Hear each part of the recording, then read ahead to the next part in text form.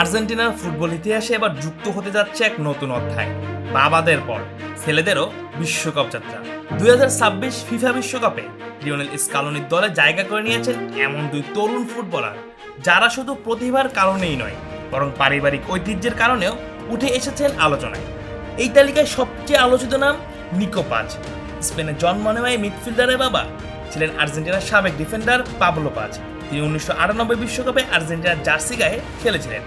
প্রায় 3 দশক পর আবারও বিশ্বকাপে ফিরে আসছে পাঁচ পদবী, তবে এবার নতুন প্রজন্মের মাধ্যমে।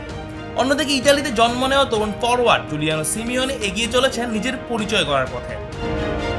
আর্জেন্টিনার সাবেক মিডফিল্ডার ও অ্যাটলেটিকো মাদ্রিদের বর্তমান কোচ ডিয়েগো সিমিওনের ছেলে, যিনি খেলোয়াড় হিসেবে 3টি বিশ্বকাপে আর্জেন্টিনার প্রতিনিধিত্ব করেছেন। এবার ছেলের কাঁধে সেই ঐতিহ্য বহন করার সুযোগ। বলা যায় আর্জেন্টিনার ইতিহাসে ও ভিনদেশে জন্ম নিয়েও বিশ্বকাপে আকাশী নীলদের প্রতিনিধিত্ব করার ঘটনা একেবারেই বিরল। সেখানে দুই তরুণ ফুটবলার শুধু নিজেরাই নতুন ইতিহাস গড়ছেন না, কাঁধে বহন করছেন বাবাদের পুরনো ঐতিহ্য।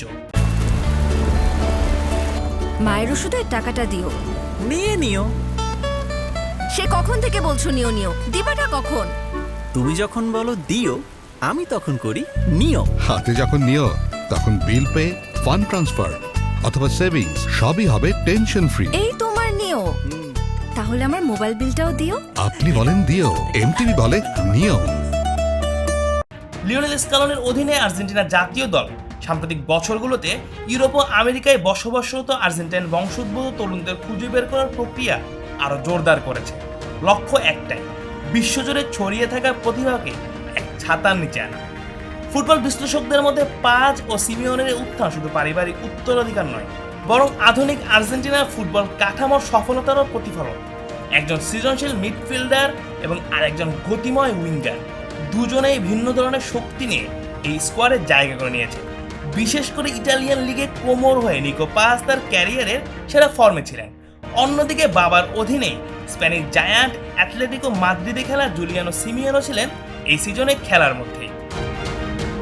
মজার ব্যাপার হচ্ছে 1998 সালের বিশ্বকাপের স্কোয়াডে থাকা আরেক আর্জেন্টাইন ফুটবলার রবার্তো আয়ালা 2026 বিশ্বকাপে আলবি সেলেস্তেদের সহকারী কোচ হিসেবে দলের সাথেই রয়েছেন।